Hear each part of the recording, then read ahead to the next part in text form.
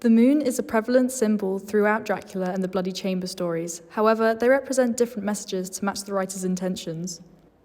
Stoker uses the moon to represent the themes of the supernatural and indicate the presence or oncoming presence of Dracula. The moon is a consistent motif appearing in all points of the story that include the presence of the supernatural. For example, in Chapter 1, on Jonathan's journey to Dracula's castle, the moon is described as heavy clouds passed across the face of the moon so that we were in darkness, and the moon sailing through the black clouds. From a religious perspective, the setting could act as a premonition for Jonathan's encounter with Dracula, who is often associated with the devil or the Antichrist, as well as showing the effect of Dracula's presence on the land around him.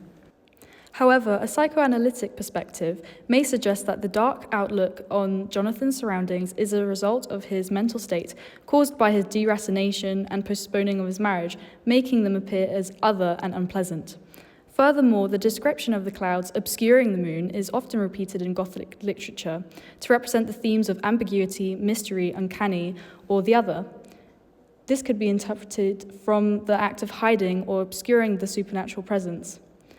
An example of this in another text is in Dr. Jekyll and Mr. Hyde. This scud has banked over the moon and now is quite dark, before Utterson and Poole break into Jekyll's laboratory. Stoker's intentions with the motif may be to enhance the theme of the supernatural, perhaps to comment on the fear of loss of faith during the early 19th century, and by relating it to something of the material world, it brings the idea of faith in divinity back into society, perhaps in a last attempt to get people to regain faith.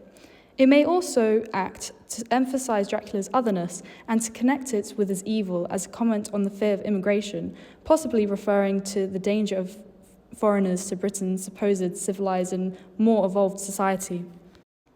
In the Bloody Chamber stories, however, the moon is often reflective of the transformation of women from girlhood to womanhood. For example, in The Company of Wolves, towards the end, before the girl undresses, accepting her sexuality, the moon is described as a white night of moon and snow. One interpretation may suggest it is to represent the parallels between the menstrual cycle, often thought lunar, and the call of werewolves at a full moon. Carter may have intended to show that despite gender or form, anyone can behave or act like a werewolf, essentially to embrace sexuality despite its repression in society. Another interpretation you can use for the moon is that it represents fertility. This may be to emphasize that transformation of the protagonist and highlight her confusion, as the moon often represents ambiguity.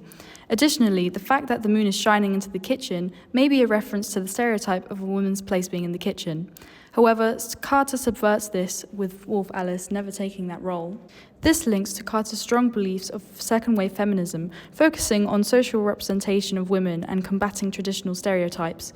Carter also subverts Gothic and fairy tale tropes and archetypes, which further emphasizes her message of empowering women despite traditional assumptions. Forests are often used in Gothic literature to serve as symbolic and atmospheric settings which contribute to the overall tone of fear, mystery, and the unknown.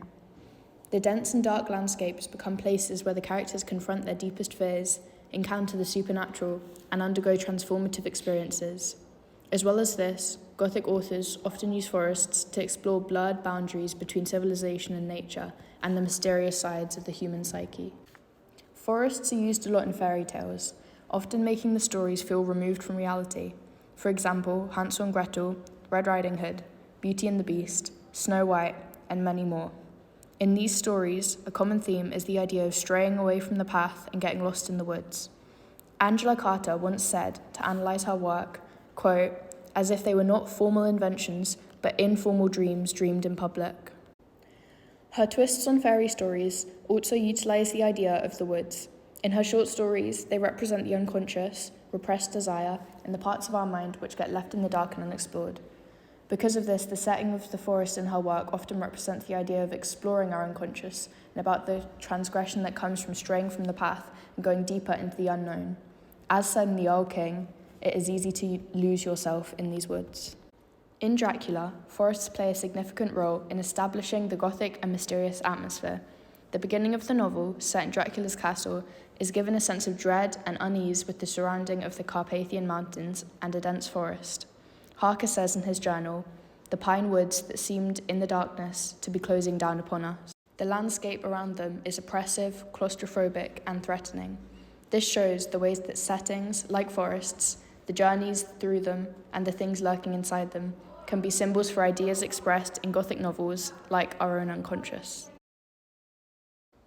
Settings in both Dracula and the Bloody Chamber are presented through isolated locations, more specifically castles. In Dracula, Stoker opens the novel on the eastern side of Romania in Transylvania. In the midst of the Carpathian Mountains, Castle Dracula is located. These mountains are at the center of many Romanian folklore and superstitions, rumored to be a region haunted by evil spirits and supernatural, thus instantly establishing an unnatural, sinister atmosphere, as well as perhaps suggesting the castle is synonymous with Dracula's character. This castle is quoted to be on the edge of a terrible precipice, the coastal location encouraging the typical Gothic conventions of mystery, isolation, and entrapment. As Jonathan first enters the castle, a blue flame arose, instilling the castle's supernatural connotations and possibly symbolizing the crossing of the liminal boundaries to a natural realm. Stoker's use of an isolated setting may represent a detachment to reality between human and vampire or the other. The further Jonathan journeys into Romania, the deeper he enters into the supernatural realm. Stoker's intention was to perhaps emulate the Victorian fears of immigration and loss of religion. Jonathan's character is portrayed as becoming increasingly corrupted by Dracula and his three sexually transgressive brides.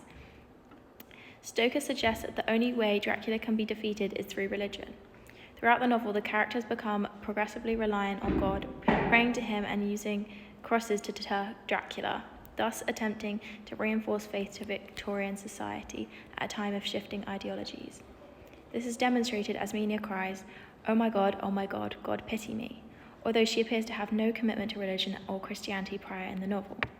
Furthermore, the castle appears barren, abandoned, derelict, and ancient, with great round arches, immense iron-studded doors.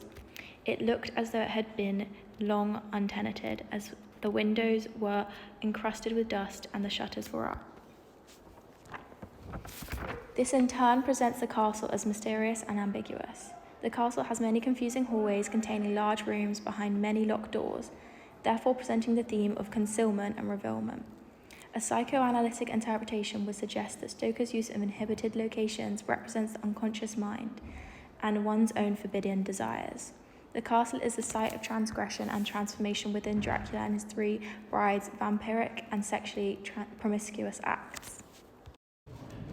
Similarly, Carter uses the typical Gothic setting of an isolated, derelict castle set in a European country of France to present a character's inner traits in order to create tension, mystery, and intrigue.